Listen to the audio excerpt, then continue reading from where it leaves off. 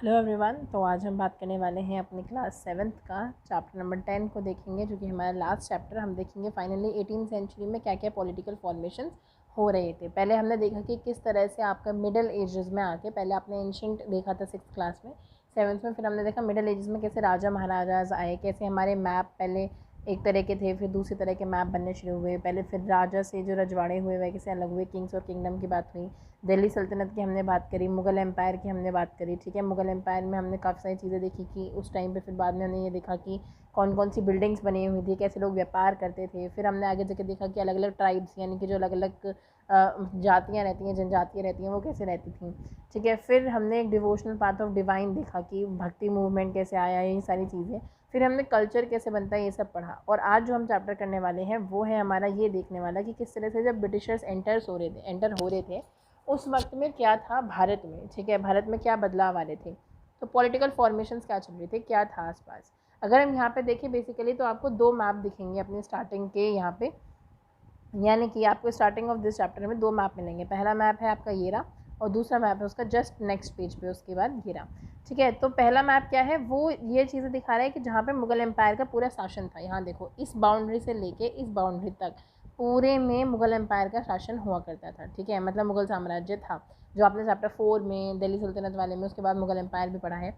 ठीक है, उसके बाद हम जब आगे बढ़ते हैं तो अब आप यहाँ पे देखो कि क्या क्या होने लगा। अब क्या हुआ, पूरे देश में हर जगह जो था मुग़ल एम्पायर, जो ऊपर से लेकर नीचे तक था, अब वो नहीं रहा। अब अलग अलग जगह पे अलग अलग राजा महाराजा आने लगे। अब देखो, ये होता भी है, अगर तुम इतने स्ट्रॉन्ग नहीं तो तुम्हारे कंपटीशन में कोई खड़ा हो जाएगा। ठीक है, तो मुग़ल एम्पायर जितना स्ट्रॉन्ग तो कोई नहीं था, पर छोटे छोटे हिस्से में तो हम राज कर ही सकते हैं।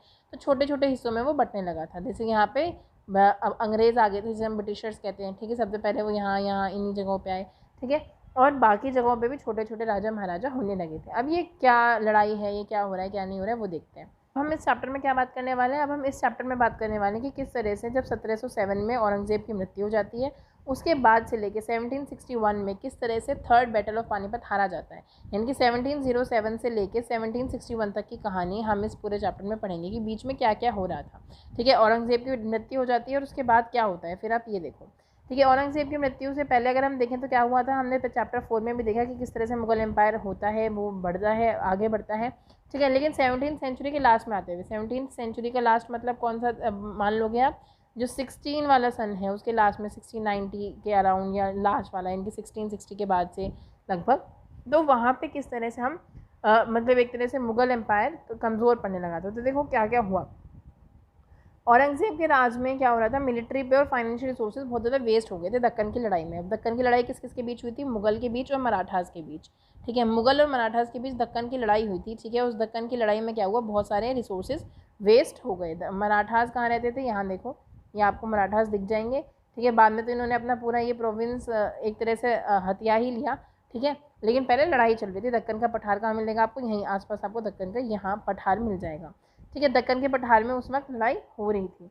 अब इसके बाद क्या हुआ, धीरे धीरे जो एफिशिएंसी थी ना, अब देखो तुम युद्ध करोगे तो युद्ध क्यों नहीं करते हैं, आज भी हम वॉर क्यों नहीं करना पसंद करते, क्योंकि उससे एफिशिएंसी कम हो जाती है, इनकी जो हमारी ताकत है वो कम हो जाती है। तो ऐसे ही मुग़ल एम्पायर की भी ताकत धीरे धीरे कम होने लगी, और ताकत इतनी कम होने लगी कि जो वहाँ के मनसबदार थे ना, जो आपने चैप्टर 4 में पढ़ा भी था कि मनसबदार क्या होते हैं, मनसबदार किस तरह से मतलब चीज़ों पे एक तरह से वहाँ पे एक मनसब उन्हें दे दिया जाता है, एक जगह उन्हें दे दी जाती है, इस पर उन्हें रूल करना होता है, या फिर वहाँ से पैसे कलेक्ट करके मुग़लों को देना होता है, जो हमने चैप्टर 4 में देखा। ठीक है, तो उन मनसबदारों पे अब कोई ध्यान नहीं दिया जा रहा था। मतलब एक तरह से ये समझ लो कि जैसे फॉर एग्जांपल मम्मी पापा ध्यान नहीं दे रहे और बच्चे बिगड़ गए, वो वाला सीन थोड़ा सा।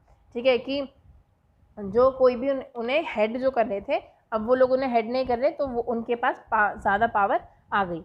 अब देखो यहाँ पे क्या हुआ, इसके आगे जो गवर्नर थे, या कह लो उनकी लैंग्वेज में सूबेदार थे, वो उन्होंने कंट्रोल करना शुरू कर दिया हर तरह के ऑफिस को, रेवेन्यू का भी और मिलिट्री का भी। रेवेन्यू कौन देखते थे, ये दीवानी। ठीक है, जो वहाँ का पैसा आता था टैक्स वाला, वो वाला, और मिलिट्री का भी, यानी कि फौजदारी। हर वो ताकत अपने पास इकट्ठी करने लगे। ठीक है, और जैसे जैसे इन्होंने अपने पास पावर इकट्ठी करने लगे, धीरे धीरे एक पीरियड ऐसा आया कि जो राजधानी में, जैसे मान लो मुगलों ने अपनी राजधानी बनाई दिल्ली में, ठीक है, या कहीं भी अपनी राजधानी बनाई, तो जो कोर्ट तक, यानी कि पूरा राजा के दरबार तक इतना पैसा जाता था, वो पैसा कम होता चला गया। क्यों, क्योंकि वो पैसा अपने पास ही रखने लगे और अपने पास ही उसे सेव करके रखने लगे, तो राजा तक वो पैसा जाता ही नहीं था। अब देखो, अब अलग अलग जगह पे लोग क्या करने लगे, अलग अलग तरह का विद्रोह करने लगे। अब विद्रोह क्या होता है, विद्रोह क्या कहते हैं, मतलब एक तरह से संघर्ष करने लगे कि हमें मतलब अब छुटकारा चाहिए इन सब चीज़ों से। क्यों हो रहा था, कौन लोग कर रहे थे? जो किसान थे, पीजेंट थे, और जो ज़मींदार थे। ठीक है, पीजेंट एक ऐसा किसान भी हो सकता है, मतलब ऐसा होता है जो लैंडलेस हो, मतलब उसके पास ज़मीन ना हो। ज़मींदार जिसके पास ज़मीन है, मतलब नाम से ही पता चल रहा है। ठीक है, तो ये लोग विद्रोह करने लगे थे। अब इनके विद्रोह करने के बहुत सारे रीज़न हो सकते हैं या थे। जैसे उनका जो टैक्स है वो माउंटिंग हो रहा था। माउंटिंग यानी कि वो टैक्स बढ़ता जा रहा था। क्यों? अब मिडिल मैन आ गया था ना बीच में। जैसे ही मिडिल मैन बीच में आ जाता है, क्या करता है? मिडिल मैन सारा पैसा खाने लगता है। तो ना तो ऊपर तक वो पैसा पूरा जा पाता, और सारा जितना खाया हुआ पैसा है वो बीच में रुक जाता है। तो किसानों पे तो बर्डन पड़ेगा ही ना, किसानों को तो ज़्यादा टैक्स देना पड़ेगा, भले ही ऊपर तक जाए या ना जाए, ये खाए या ये खाए, क्या फ़र्क पड़ता है किसान को। ठीक है, तो किसानों की जो वो थी, किसानों के पास जो टैक्स था वो बहुत ज़्यादा बढ़ रहा था। ठीक है, उन्हें टैक्स बहुत ज़्यादा देना पड़ रहा था। इसके अलावा और क्या क्या कारण थे उनके विद्रोह करने के? कई बार जो पावरफुल सरदार है ना, मतलब वहीं गांव में रहने वाला कोई सरदार है, वो कह रहे हैं मुगलों से छुटकारा पाते हैं और हम खुद अपने आप को राज करेंगे, तो वो लोगों को भड़काते थे, उनके इमोशंस को भड़काते थे और उनसे वो करवाते थे कि विद्रोह कर दो। ठीक है, अब देखो ऐसे विद्रोह पहले भी कई बार हुए, लेकिन अब इस बार विद्रोह में क्या अंतर था? इस बार अंतर ये था कि विद्रोह कर देने के बाद वो इकोनॉमिक रिसोर्सेज को सीज कर पा रहे थे, यानी कि अपने पास इकोनॉमिक रिसोर्सेज इकट्ठा कर पा रहे थे। और जिसके पास इतना इकोनॉमिक रिसोर्सेज आता जाएगा वो क्या होता जाएगा? अमीर होता जाएगा। जितने इकोनॉमिक रिसोर्सेज बढ़े उतना ताकतवर होता गया, और जितना ताकतवर हुआ अगली बार का विद्रोह और ताकत से करेगा, तो अल्टीमेटली जो ऑटोनॉमी है वो ताकत गिर जाएगी। ठीक है, वही चीज़ इनके साथ हो रही थी। अब क्या है, मुगल इतने वो हो गए कि मुगल अपनी पावर को वापस लोकल से बिल्कुल ले ही नहीं पाए, इतना ज़्यादा कमज़ोर गिर गए। ठीक है, अब देखो यहाँ पे अब क्या हुआ, हार्वेस्ट तो रिच होती है, इनकी किसानी खेती तो बहुत बढ़िया हो रही है, लेकिन जो खादान है, खजान है, हमारा खजाना जो है, ठीक है, जो टैक्स पेयर्स का मनी इकट्ठा होता, वो बिल्कुल एम्प्टी है, वो खाली होता जा रहा था। क्यों? वही जो मैंने बताया कि आपके जो मिडल मैन है, ठीक है, वो एक तरह से वर्चुअल प्रिजनर का काम करते थे। वर्चुअल मतलब आजकल तो वर्चुअल वर्ड बहुत ज़्यादा इससे भी रहा है, वर्चुअल दुनिया, वर्चुअल ये, यानी कि जो फिजिकली एग्जिस्टेंस में ना हो, जो आपको एकदम से दिखाई नहीं देंगे पर उनकी एग्जिस्टेंस है। ठीक है, तो एक तरह के वो वर्चुअल प्रिजनर बन गए थे। ठीक है, वो ऐसे मतलब ऐसे लोग बन गए थे कि वो लोगों का जो सामान था वो वहीं चुराने लगे थे। जैसे मान लो कि खेती हुई, ठीक है, खेती से टैक्स लेने तो ये मिडल मैन ही जाएगा, वहीं जहाँ पे खेती कट रही है वहीं पे आ गया कि चलो ठीक है अपनी खेती का इतना टैक्स दे दो। अब जो लॉर्ड थे ना, इस ज़मीन का जो मालिक भी होगा ना, उस लॉर्ड तक को पता नहीं चलेगा कि भाई कितना खेती हुआ, कितना फसल हुआ, क्योंकि ये बीच में ही खा गए। अब लॉर्ड को ही पता नहीं चला तो उस तक पैसा ही नहीं जाएगा और वो आगे बढ़ेगा ही नहीं। ठीक है, तो बस यही हो जाता था, बीच में चीज़ें ख़त्म हो जाती थी। अब इसी टाइम के बीच में देखो क्या हुआ, इसी टाइम के बीच में इकोनॉमिक और पॉलिटिकल क्राइसिस और बढ़े। जैसे जो ईरान के राजा थे, आप जब देखोगे इंडिया के मैप में तो आपको इंडिया का मैप दिखेगा। ठीक है, इंडिया के मैप में के साइड में आपको पाकिस्तान दिखेगा, पाकिस्तान के बाद अफगानिस्तान, और फिर उसी से लगा हुआ आपको ईरान मिल जाएगा। ठीक है, तो जो आपका ईरान है ना, ईरान से नादिर शाह आए थे, और नादिर शाह ने क्या किया, हमारे दिल्ली को लूटा 1739 में, और सारा का सारा वेल्थ ले गए, मतलब जितना हमारे पास पैसा था सब ले गए। इसके अलावा आप देखोगे अफ़गान का भी एक राजा आया, अहमद शाह अब्दाली, उसने भी हमें लूटा, और उसने तो 13 साल, ठीक है, 13 साल में देखो 5 बार आया लूटने हमको, 13 साल में 5 बार लूटने आया। अब ये सोचो, एक ही जगह पे तुम एक बार लूट मार रहे हो, तब भी तुम्हें ऐसा लग रहा है कि हम दोबारा जाएंगे तो हमें और कुछ मिलेगा। तो सोचो भारत कितना रिच था उस टाइम पे। ठीक है, और वो 13 सालों में 5 बार आया हमें लूटने के लिए। अब आगे का ये जो आपको देखने को मिलता है ना, अब यहाँ पे आपको पता चलेगा कि कैसे लोगों ने उसे लिखा। उस टाइम हुआ क्या था, उस टाइम बेसिकली हुआ ये था कि लगभग 60 लाख रुपीज़, ठीक है, अब आप देखोगे ना अपने बाबा दादा के ज़माने में एक एक रुपया बहुत ज़्यादा इंपॉर्टेंट होता था, एक एक रुपये में बहुत सारी चीज़ें आ जाती थी। आप सोचो 70 लाख में तो कितना, 60 लाख में तो कितना ही आ जाता होगा। ठीक है, तो 60 लाख रुपीज़ चोरी करे, कई हज़ार गोल्ड के कॉइन, सिक्के, ठीक है, और सामान जो गोल्ड वेयर यानी कि गोल्ड का बना हुआ था, करोड़ों के काबिल, मतलब करोड़ों रुपए का सामान चोरी करा। ठीक है, उसके बाद हमारा एक पिकॉक थ्रोन था, वो तक हमारा यहाँ से चुरा के वो ले गए। और एक और राइटर ने जब लिखा है, राइटर कह लो या उस समय के किसी ने अपनी डायरी लिखी होगी, वहाँ से ये चीज़ एब्स्ट्रैक्ट आया होगा। ठीक है, तो वो दिखाते हैं कि कैसे, ये बताते हैं कि उस आक्रमण के बाद जो अमीर थे वो गरीब हो गए, वेल्दी जो हो गए वो गरीब बन गए, भिखारी बन गए, जो अपने कपड़ों का स्टाइल देखते थे वो अब नंगे हो गए। नंगे मतलब इन द सेंस उनके पास कुछ पहनने को नहीं बचा, जिनके पास अपनी प्रॉपर्टी थी वो होमलेस हो गए। अब ये सोचो इतना ज़्यादा किसी ने लूटा हो 5 बार, कैसे वो चीज़ें टैकल हुई होंगी। और दूसरी चीज़ 5 बार होने कैसे दिया, यानी कि एडमिनिस्ट्रेशन भी कितना कमज़ोर था। तो दोनों ही चीज़ें हुई कि आपका इकोनॉमिकल पॉलिटिकल सब कुछ कमज़ोर होता जा रहा था। और इसी के साथ मुगल एम्पायर में और क्या झेलना पड़ा, इन्हें झेलना पड़ी नोबल्स की लड़ाई। नोबल्स कौन होते थे? जो अधिकारी होते थे। अब ये अधिकारी ही आपस में लड़ने लगे। जैसे आज के टाइम पे देखोगे तो जो आईएएस वगैरह बनते हैं वो क्या करते हैं, आईएएस वगैरह बन के लॉ पॉलिसीज़ बनाते हैं। उस समय के ये भी अधिकारी थे। ठीक है, तो आईएएस वगैरह मिनिस्टर्स को सलाह देते हैं कि आप ये बनाओ। अब ऐसे में आईएएस ही बट जाएँ तो भाई मिनिस्टर क्या ही करेगा, मतलब मंत्री क्या करेगा।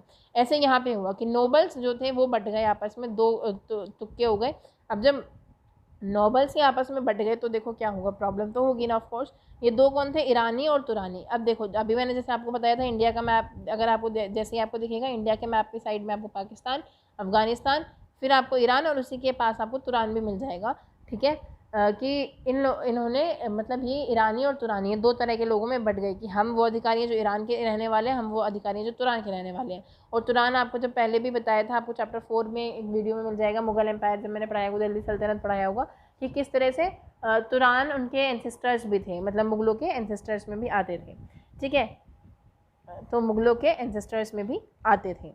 अब इसके बाद आगे बढ़ते हैं तो आगे क्या हुआ, इतना ज़्यादा चीज़ें प्रॉब्लमेटिक हो गई कि खुद इनके अधिकारियों ने ही इनके राजाओं को मारना शुरू कर दिया। कैसे, अब ये देखो यहाँ पे फारूक सियार एक राजा था मुगल एम्पायर का, और आलमगीर सेकंड, उन्हें असेसिनेट कर दिया गया, इनकी उनकी मृत्यु कर दी गई। ठीक है, उन्हें मार दिया गया। ठीक है, मौत के घाट उतार दिया गया। अहमद शाह और शाह आलम सेकंड, इनको अंधा कर दिया गया, इन्हीं के नोबल्स के द्वारा ऐसा किया, यानी कि नोबल्स यानी कि वही अधिकारियों के द्वारा, अधिकारियों ने ही उन्हें ऐसा कर दिया। अब सोचो आप क्या क्या ही करा उन्होंने। ठीक है, अब क्या हुआ, अब इस टाइम पे जो राज्य था, जब देखो जब ऊपर का राज्य इतना कमज़ोर हो जाएगा, राज्य इतना कमज़ोर हो जाएगा तो ऑब्वियसली डिवाइड तो हो ही जाएंगी चीज़ें।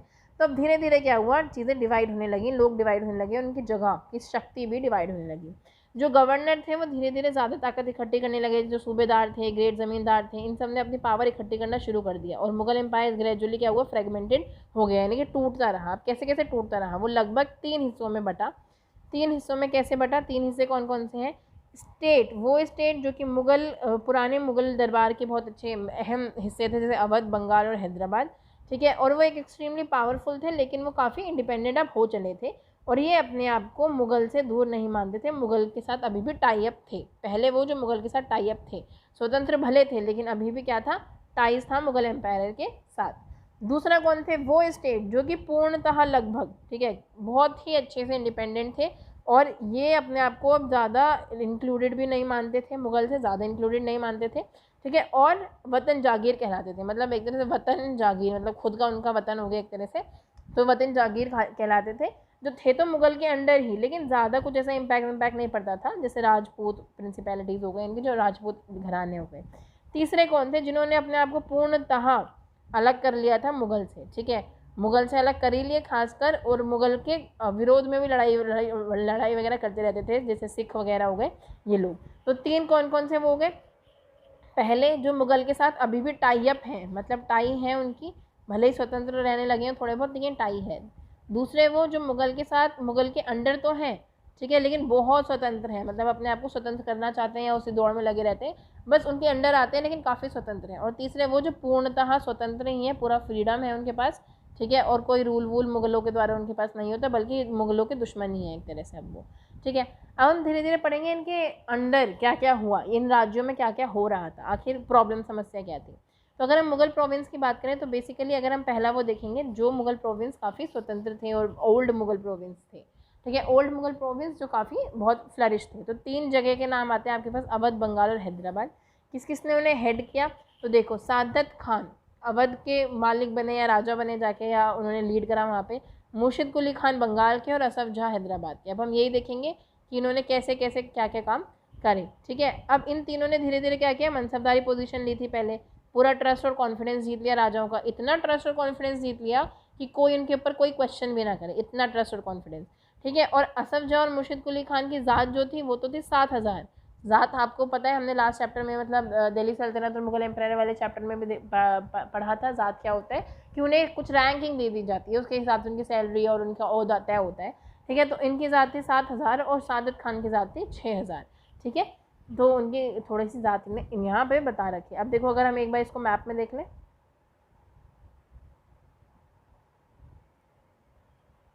चलो ठीक है, अब हम इसको थोड़ा सा मैप में देख लेते हैं। तो ये रहा आपका अवध, ठीक है, ये आपका बंगाल, और ये आपका हैदराबाद। ठीक है, तो हैदराबाद, अवध और बंगाल, ये 3 जगह ऐसी थी जिन्होंने धीरे धीरे अपना ऑटोनॉमी बनाना शुरू करा, और पहले ये बहुत ही अच्छे से पार्ट थे मुगल एम्पायर का।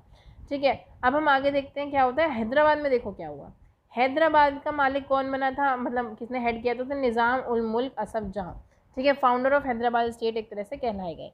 ठीक है, उन्होंने क्या किया, ये मुग़ल एम्परर फारूक सियार की काफ़ी पावरफुल नोबल थे। फारूक सियार हमको पता है जिन्हें मार दिया गया था नोबल्स के द्वारा बाद में।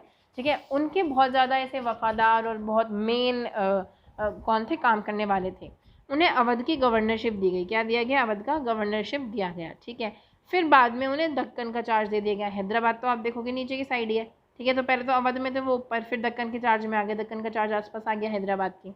ठीक है, अब क्या देखा हमने कि यहाँ पे as the Mughal governor of Deccan province, Deccan province का मुगल गवर्नर होने के नाते असफ जहाँ ने 1720 से 1722 के बीच में क्या हुआ, पॉलिटिकल और फाइनेंशियल सारा एडमिनिस्ट्रेशन अपने पास ले लिया। ठीक है, जितना तुम्हारा पैसे का खर्चा होगा, जितना तुम्हारा राजनीतिक होगा, वो मैं देखूंगा। इसका उसने फ़ायदा उठाते हुए और क्या किया कि जितना भी आसपास कंपटीशन था नोबेलिटी का, हमने कहा था ना कि नोबेलिटी डिवाइड हो गई थी और कंपटीशन करने लगे थे पहले, तो अपने आसपास के कंपटीशन को एक तरह से धीरे धीरे दबाता चला गया और सारी पावर अपने हाथ में ले ली। अब क्या हुआ, सारी पावर अपने हाथ में, मतलब क्या, रूल करेगा भैया मस्त। तो अब क्या हुआ, उसके पास बहुत ज़्यादा स्किल्ड सोल्जर्स थे। ठीक है, एडमिनिस्ट्रेटर्स थे, जो वो क्या कर रहा था, नॉर्दर्न इंडिया से बुला रहा था और अपने यहाँ पे उन्हें नई अपॉर्चुनिटीज़ दे रहा था। मतलब हाँ, लेकिन दिल्ली गवर्नमेंट यानी कि दिल्ली की तरफ से, यानी कि राजधानी की तरफ से इसके काम में कोई इंटरफेरेंस नहीं होता था। अब देखो, जब आप किसी पे चेक एंड बैलेंस की स्थिति नहीं लाओगे तो यही होगा कि वो सारी पावर अपने पास अकोमोडेट करके रख लेता।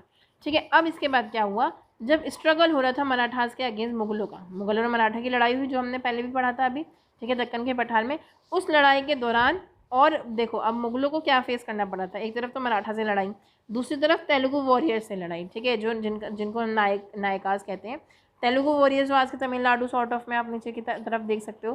ठीक है, जब आप ऐसे देखोगे केरला यहाँ आएगा, यहाँ पे आपका तमिलनाडु साइड आएगा, तो यहाँ के कुछ लोग, ठीक है, ये यहाँ से मुगलों पे अटैक करते थे, मराठा यहाँ से मुगलों पे अटैक करते थे। और इसी बीच में इन्होंने क्या किया, इनकी जो मंशा थी ना कि ये कोरोमंडल कोस्ट को पाना चाहते थे, जहाँ से उनका टेक्सटाइल इंडस्ट्री बहुत फ्लरिश हुए। ठीक है, वो ब्रिटिशर्स ने जान ली और अल्टीमेटली क्या हुआ, ब्रिटिशर्स ने इनके साथ मतलब टाई अप कर लिया और यहाँ पे फिर बाद में ब्रिटिश को मतलब जो ऑटोनॉमी थी वो इस्टेब्लिश होगी, ब्रिटिश ताकत आ गई। आप मैप नंबर 2 में ये चीज़ देख सकते हो। मैप आगे क्या होता है, आगे आप देखोगे कि निज़ाम की आर्मी में कौन कौन था। यदि ये देखा जाए तो देखो, निज़ाम के पास 400 से ज़्यादा हाथी वाले सवारी थे, फिर उनके पास हॉर्समैन भी थे, उनके पास कई ऐसे था कि ऐसे लोग थे, मतलब ऐसे ये लोग ऐसे थे जिन्हें इतना पैसा मिलता था, लगभग 100 रुपये से ज़्यादा उनको नॉमिनल पे था, साथ में कुछ और रिचली जो भी चीज़ें मिलने वाली थी वो भी मिल जाती थी। मतलब सोचो कि इतना ज़्यादा फ्लरिश ये कर रहे थे। अब इसके बाद अगर हम आगे देखते हैं अवध में क्या हुआ। ठीक है, अवध, अयोध्या बहुत ज़्यादा न्यूज़ में भी था, अभी राम मंदिर वगैरह के चक्कर में। ठीक है, पर हिस्टोरिकली अवध का क्या सीन था, और मुगलों के टाइम पे तो अवध एक बहुत पुराना के टाइम का अगर हम देखेंगे तो अवध उस टाइम पे बहुत ही ज़्यादा हिस्टोरिकली इंपॉर्टेंट था। इसको कौन हेड कर रहा था, बुरहन उल मुल्क सादत खान, जिसका आप सिर्फ सादत खान नाम भी याद रख सकते हो। ठीक है, वो सूबेदार की तरह अपॉइंट हुआ अवध में 1722 में। उसके बाद क्या किया, आसपास देखो गंगा नदी तो बहती है। ठीक है, और आपने रामायण वगैरह में पढ़ा हुआ सरयू नदी और ये सब गंगा की सहायक नदियाँ हैं, यानी कि उनकी हेल्प करती हैं और उसमें मिल जाती हैं। ठीक है, तो क्या हुआ, गंगा नदी के आसपास आपको पता ही है जहाँ पानी होगा वहाँ खेत अच्छे होंगे, और जहाँ खेती अच्छी होगी वहाँ पे क्या होगा, व्यापार भी बहुत अच्छा होगा। तो गंगा नदी के आसपास बहुत मेन ट्रेड रूट था जो कि इंडिया को बंगाल से जोड़ता था। मतलब India and north India and Bengal, India का पार्ट मतलब नॉर्थ इंडिया, यहाँ पे यूपी आपका आज का, और बंगाल वाला एरिया। ठीक है, जो आपको वेस्ट बंगाल में आपको मिल जाएगा। ठीक है, इस एरिया को जोड़ता था। अब यहाँ पे इन्होंने क्या किया, धीरे धीरे सारा हेड करना शुरू कर दिया। सूबेदारी भी इन्होंने ले ली, दीवानी भी इन्होंने ले ली, फौजदारी भी इन्होंने ले ली, मतलब मिलिट्री रूल भी सब, लॉ क्रिमिनल वाला ये भी देखेंगे, रेवेन्यू भी यही देखेंगे, और पूरा मेन सूबे का तो हेड ये रहेंगे ही रहेंगे। ठीक है, सब कुछ ये अपने अंडर देखने लगे। इस तरह से इनके पास पॉलिटिकल पावर भी, फाइनेंशियल भी, मिलिट्री भी। अब क्या करेगा कोई भी, इनका कोई नहीं कर सकता कुछ भी। अब क्या हुआ, धीरे धीरे मुगल का इन्फ्लुएंस भी इनके ऊपर से कम होता गया। ठीक है, मुगल का इन्फ्लुएंस कम हुआ, इन्होंने क्या किया, इन्होंने जो ऑफिस होल्डर्स थे उनकी जो संख्या थी, मुगल ऑफिस होल्डर्स की संख्या धीरे धीरे कम कर दी। सबने यही काम किया ना, पहले भी उसने, मतलब जब हम पहले की बात करते हैं हैदराबाद में भी क्या किया, उन्होंने अपने वफादार लगा दिए। यहाँ पे भी उन्होंने मुगल जो ऑफिस होल्डर थे उनकी संख्या कम कर दी, और उनकी जागीर का साइज़ भी छोटा करते गए। जितना जो जागीर छोटी होगी, जितनी ज़मीन छोटी होगी, उतना कम टैक्स होगा उनके पास, जितना कम टैक्स होगा उतना उन लोगों के पास पावर कम पहुँचेगी। अब देखो, क्योंकि इन्होंने खुद अपने मेन राजा से शक्ति छीनी थी, तो उन्हें पता था कि शक्ति छीनने के क्या तरीके हैं, तो वही इन्होंने अपना आगे इम्प्लीमेंट किया और सही तरीके से फिर अपना शासन किया, और इसलिए अपने पास शक्ति अकोमोडेट करके रख पाए। ठीक है, अब जागीरदार के अकाउंट को वो देखता था, बार बार चेक करता था, इससे चीटिंग वीटिंग ना हो। ठीक है, ऑफिशियल अकाउंट में। ठीक है, इसके अलावा क्या हुआ, उसने बहुत सारी ज़मीनें भी ले ली। किस किस की ज़मीनें ले ली? जो राजपूत ज़मींदार पहले रोहिलखंड में रहते थे, रोहिलखंड यानी कि यूपी का एक इलाके की बात हो रही है, आप मैप में देख सकते हो, ठीक है। रोहिलखंड के इलाके में जो राजपूत ज़मींदार थे उनके एग्रीकल्चर फर्टाइल लैंड को भी उन्होंने ले लिया और काफ़ी ज़्यादा मतलब उसको अपने अंडर चीज़ें रख ली टैक्स वैक्स के तहत। अब क्या हुआ, इससे क्या होता था, स्टेट जो था वो डिपेंडेंट हो गया किस पे? लोकल बैंकर्स पे। अब ये लोकल बैंकर्स पे कैसे डिपेंडेंट हो गया वो देखो। लोकल बैंकर्स और महाजन्स पे लोन्स वगैरह के लिए ये लोन्स लेते थे। कैसे? इन्होंने right to collect tax collect करने का अधिकार बेचना शुरू कर दिया। कौन लेगा वो भी अधिकार? जो कि सबसे ज़्यादा बोली लगाएगा। जैसे मान लो ये अधिकार है कि एक्स पर्सन तुमसे टैक्स ले सकता है। अब ये एक्स पर्सन को चुनाव कैसे होगा? जो मुझे सबसे ज़्यादा पैसा देगा मैं उससे कह दूँगी जाओ तुम टैक्स इकट्ठा करके लाओ, ठीक है। ये चीज़ हुआ। अब इससे क्या हुआ, ये लोग क्या बन गए? इजारदार, यानी कि रेवेन्यू फार्मर्स बन गए, ठीक है। इन्होंने एग्री किया कि ठीक है हम राज्य को एक particular amount of sum of money दे देंगे, ठीक है, और बाकी हम कलेक्ट करा करेंगे, ठीक है। अब हम कैसे कलेक्ट करा करेंगे, क्या चीज़ें हो रही थी? अब देखो क्या होगा, लोकल बैंकर्स क्या करते थे? गारंटी करते थे payment of this contracted amount to the state, कि हमारा जितना भी कॉन्ट्रैक्ट हुआ है वो पेमेंट हम आपको दे देंगे, ठीक है। और टर्न में क्या होगा कि जो रेवेन्यू फार्मर्स हैं उन्हें अब राइट मिल जाएगा कि अब जाओ तुम जैसे जितना टैक्स इकट्ठा करना चाहो कर दो, ठीक है। मान लो 10,000 रुपये हैं, मैंने 10,000 रुपये राज्य को दे दिए, मेरी हाईएस्ट बिडिंग थी, मतलब मैंने सबसे ज़्यादा बोली लगाई, 10,000 में मुझे अधिकार मिलेगा कि अब मैं टैक्स इकट्ठा करूँगी। अब मैं चाहे किसानों को चूस लूँ, चाहे उनकी लैंड बर्बाद कर दूँ, कुछ भी कर दूँ, ठीक है, चाहे मैं उनसे 100,000 रुपये कमा लूँ, मतलब 100 करोड़ ऐसा 10 करोड़ कुछ कमा लूँ, वो मेरा पैसा होगा क्योंकि मैंने राज्य को एक फिक्स अमाउंट दे दिया। तो इसलिए राज्य भी क्या हो गया, लोकल बैंकर्स पे फिक्स होने लगा, मतलब शिफ्ट होने लगा या फिर डिपेंडेंट होने लगा। लेकिन बात ये थी कि जो सबसे ज़्यादा पैसा देगा उस पर अधिकार चला जाएगा कि वो टैक्स इकट्ठा करेगा। यहाँ से स्टेट का जो रेवेन्यू सिस्टम था इस तरह से काम कर रहा था मनी लेंडर्स और बैंकर्स के चलते। अब अगर हम बंगाल में देखें, ठीक है, बंगाल में अभी इलेक्शन चल रहे थे, खेला होबे वाला चीज़ आ रहा था, थोड़ा न्यूज़ का बता दिया मैंने कि बंगाल में क्या सीन है अभी, ठीक है, कि ममता बनर्जी जीत गए और, पर हिस्टोरिकली हम देख लेते हैं बंगाल का क्या सीन है। अब हम इस चीज़ को देखेंगे, बंगाल में क्या हुआ, मुर्शिद कुली खान थे, हम सबको पता है, ठीक है। अब मुर्शिद कुली खान कौन थे? सिर्फ डेप्यूटी गवर्नर बन के गए थे, मतलब पूर्णतः गवर्नर भी नहीं बने, डेप्यूटी गवर्नर बन के गए थे, ठीक है। उन्होंने क्या किया, धीरे धीरे वही चीज़ करी, धीरे धीरे पावर अपने पास अकोमोडेट करना शुरू करी। उन्होंने रेवेन्यू एडमिनिस्ट्रेशन पर कमांड करनी शुरू कर दी, ठीक है। अब क्या हुआ, जैसे हैदराबाद और अवध में हुआ था वैसे ही इन्होंने भी ऐसे किया।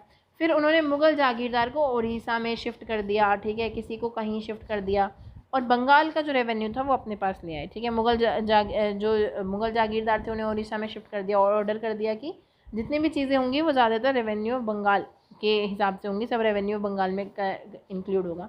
उन्होंने रेवेन्यू कैश में कलेक्ट करना शुरू करा, ठीक है, revenue was collected in cash, ठीक है। फिर इतना स्ट्रिक्टनेस कर दिया ज़मींदार के साथ कि आपको कैश ही देना पड़ेगा। इसकी वजह से क्या हुआ, अब ज़मींदार को क्या करना पड़ा था, मनी लेंडर्स और बैंकर्स वगैरह से लोन लेके देना पड़ता था। भाई अगर मान लो किसान की फसल ही नहीं हुई इतनी, ठीक है, या फसल हुई उसके पास कैश में कुछ नहीं है, अब ज़मींदार को तो पे करना ही है आगे, तो ज़मींदार क्या करते थे, अब भाई अब वो मनी लेंडर्स के पास जाएंगे, मनी लेंगे बैंकर्स वगैरह से। तो अगेन क्या हुआ, मनी लेंडर्स और बैंकर्स वगैरह बहुत ज़्यादा रिच यानी कि पैसे वाले होने लगे। अब क्या हुआ, जो क्लोज कनेक्शन है, इसी वजह से हमें क्लोज कनेक्शन दिखता है स्टेट और बैंकर्स का। जितना स्टेट फ्लरिश कर रहा था उस टाइम पे, ये अवध बंगाल वगैरह, क्योंकि अब ये छोटे छोटे राजा मतलब छोटे छोटे हेड के अंडर आ गए थे, ठीक है। तो जितना जितना स्टेट प्रॉस्पर कर रहे थे उतना ही ये बैंकर्स सब प्रॉस्पर करते जा रहे थे, ठीक है। अब हम इसके आगे देखें क्या हुआ। अब इसके आगे जब आप देखोगे तो जो रूल था अली वर्दी खान का, ठीक है, उसमें अगर आप देखोगे तो बंगाल जो था वो बहुत ज़्यादा एविडेंट था, इनके बहुत एक तरह से बहुत ज़्यादा उभर के आने लगी थी ये चीज़ें अली वर्दी खान के नेतृत्व में, कि भाई बैंकर्स वगैरह और जो मनी लेंडर्स हैं वो बहुत ज़्यादा पैसे वाले हो रहे हैं। स्पेशली अब जगत सेठ जैसे जो प्रॉस्पर हाउस है, बैंकिंग हाउस हुआ करते थे, ठीक है, यानी कि एक मान लो सेठ, मान लो जैसे गाँव का एक सेठ होता है, वो बैठा है अपने घर में या जो भी है, उसके पास पैसा ज़्यादा है, वो लोगों को पैसा ही देता है बस, ठीक है, उसके इंटरेस्ट पे अपना काम चलाता है, ठीक है, उसके पास पैसा बहुत होता है तो पैसा देता रहता है और वही मनी एक्सचेंज बैंकर का, लोकल बैंक का काम करता रहता है। तो ये चीज़ें हो गई। अब देखो अगर हम देखें एक सरसरी निगाह मारें और कंक्लूजन में देखें कि प्रॉब्लम क्या हुई या दिक्कत क्या हुई या तीनों जगह पे किस तरह से पावर अकोमोडेट किया गया। सबसे पहले सबने एडमिनिस्ट्रेशन फ्रॉड किया। एडमिनिस्ट्रेशन फ्रॉड कैसे, एक तरह से कि अब क्या हुआ, धीरे धीरे जो इन्होंने अपना टैक्स रेवेन्यू का सिस्टम अपनाया, जो एडमिनिस्ट्रेटिव सिस्टम अपनाया, वो इतना शक वाला होने लगा, खासकर जागीरदारी जो सिस्टम बना था वो काम इतना अच्छे से नहीं कर पाया, तो उनका एडमिनिस्ट्रेटिव फ्रॉड हुआ पहले। दूसरा चीज़ क्या हुआ, जो इजारदारी से रेवेन्यू कनेक्शन हो रहा था ना, ये जो इजारदारी आई, ये जो इजारदारी आई, इसकी वजह से क्या हुआ कि अब जो हाईएस्ट बिडिंग करता था उसके पास वो ताकत चली जाती थी कि जाओ ठीक है अब तुम टैक्स इकट्ठा करो, और उसके ऊपर कोई रूल नहीं होता था, वो कितना भी खून वून चूस ले मतलब सामने वाले इंसान का। तो ये जो इजारदारी चीज़ है ना, एक तरह से वो मुग़लों ने तो मना करी थी, लेकिन पूरे इंडिया में वो तब भी फैल गया। By thoroughly disapproved by the Mughals ने मना किया इस चीज़ के लिए या फिर उस पर रोक, ठीक है, लेकिन पूरे इंडिया में वो फैल गई क्योंकि मुग़लों का तो ऊपर का कंट्रोल बचा ही नहीं है। मुग़ल चाहे कुछ भी कहीं कोई फ़र्क नहीं पड़ता, नीचे ये धीरे धीरे स्वतंत्र होने लगे थे लोग, तो नीचे वो चीज़ प्रैक्टिस हो रही थी। और इसके अलावा साथ में क्या चीज़ थी, जो लोग थे, जो ऐसे ज़मींदार थे जिन्हें कैश की वजह से क्या करना पड़ा था, रिच बैंकर्स वगैरह पे शिफ्ट होना पड़ रहा था, इसकी वजह से क्या हुआ, उधार लो, ठीक है, पहले मनी बैंकर्स हैं या जो भी हैं बैंकर्स हैं, वो क्या करेंगे, लोगों को उधार देंगे जिन्हें ज़रूरत है। अब उधार दिया, उधार वो चुका नहीं पाई तो क्या करेंगे, उनकी ज़मीन हड़प लेंगे। अब जैसे ज़मीन हड़प ली गई तो एजेंट को भी पैसे देने हैं, उन्हें सब देना है, तो क्या होगा, अगेन वो उधार लेंगे। तो ये साइकिल चलती रहती थी कि वो उधार लेते रहते थे, फिर चुका नहीं पाते थे, फिर एजेंट को पैसे देने होते थे तो उन्हें दोबारा लोन लेना पड़ता था, और फिर उनकी यही साइकिल चलती रहती थी। तो ये प्रॉब्लमेटिक था, ठीक है। इस सेक्शन में अभी हम इतना ही पढ़ेंगे, फिर हम पार्ट 2 में पढ़ेंगे आगे हम जब जाएंगे कि क्या क्या हुआ, कैसे कैसे हुआ, आगे बढ़ते हुए पढ़ेंगे फिर हम कि वतन जागीर में क्या सीन था, ठीक है। वतन जागीर जो थोड़ी बहुत स्वतंत्र होने लगी थी, फिर वो इलाके के बारे में हम पढ़ेंगे जो खुद को इंडिपेंडेंट बनाए थे, जैसे सिख वगैरह हो गए, ठीक है। सिख के बाद आपको देखने को मिलेगा मराठा हो गए, मराठा के बाद आपको देखने को मिलेगा कि जाट्स हो गई, ठीक है। इन्होंने किस तरह से खुद को स्वतंत्र किया या फिर कैसे लड़ाई वड़ाई करी। फिर फ्रेंच रिवॉल्यूशन के थोड़ा सा एल्सवेयर है, यानी कि दुनिया भर में क्या चल रहा था। एक्सरसाइज देखेंगे, यूपीएससी बेस्ड कुछ क्वेश्चंस देखेंगे, ठीक है। Till then bye bye, take care, hope you are healthy, kindly like, share and subscribe. Thank you.